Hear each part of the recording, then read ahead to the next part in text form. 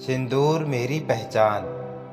साक्षी शर्मा 29 वर्ष की एक स्वतंत्र विचारों वाली महिला, दिल्ली की एक प्रतिष्ठित कंपनी में एचआर हेड थी, जो आधुनिक, आत्मनिर्भर और प्रखर सोच की मालिक।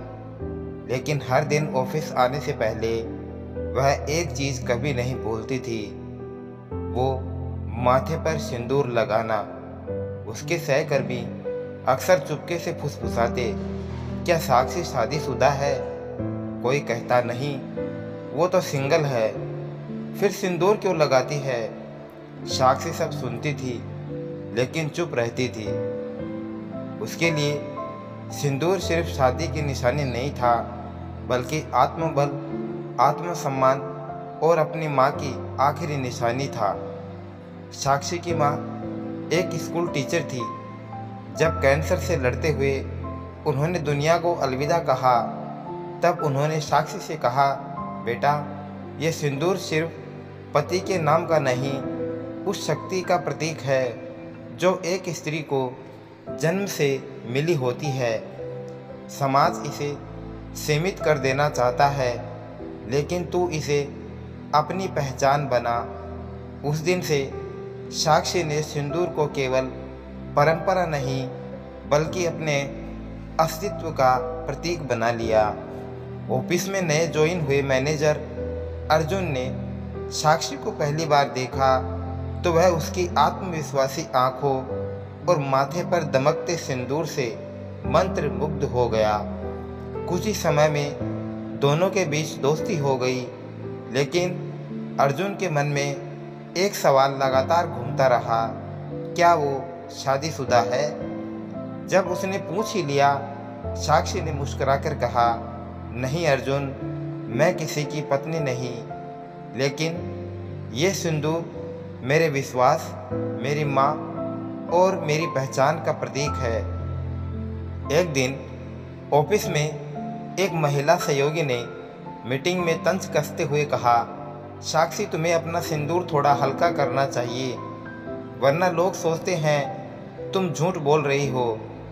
साक्षी ने शांत स्वर में उत्तर दिया, अगर किसी औरत की सफलता, आत्मनिर्भरता या पहनावे से किसी को असहजता होती है, तो दिक्कत औरत में नहीं, देखने वाले की सोच में होती है।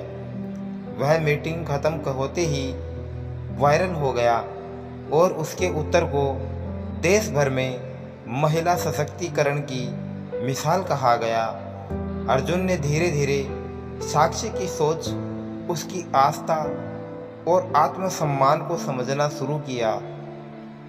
एक दिन उसने कहा, साक्षी, क्या तुम मुझे जीवन साथी बनने का अवसर दोगी?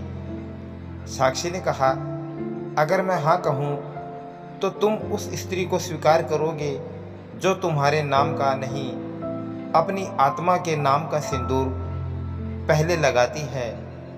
अर्जुन मुस्कुराया और बोला, मैं उसी स्त्री से प्रेम करता हूँ जो अपने विचारों से खुद को पूरा मानती है। तुम्हारा सिंदूर तुम्हारी शक्ति है, मेरा सम्मान।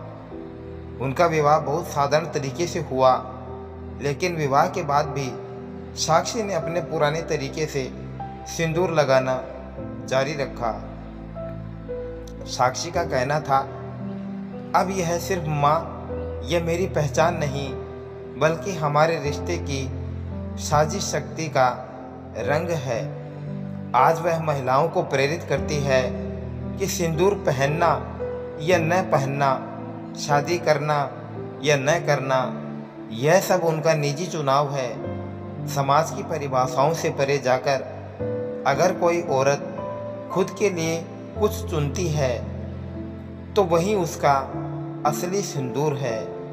दोस्तों, यह कहानी आज की नारी शक्ति की स्वतंत्र सोच, परंपरा को आत्मबल से जोड़ने और समाज की धारणाओं को चुनौती देने की प्रेरणा देती है। अगर आपकी बहन, पत्नी, माँ या बेटी ने भी ऐसा कुछ सहा है, तो इस कहानी को ज़रूर उनके साथ शेयर करें और कमेंट करके बताएं क्या आपने कभी सिंदूर की असली कीमत महसूस की है? हर हफ्ते एक नई दिल छूने वाली कहानी के लिए चैनल को सब्सक्राइब करें और बेल आइकन ज़रूर प्रेस कर लें। Thanks for watching.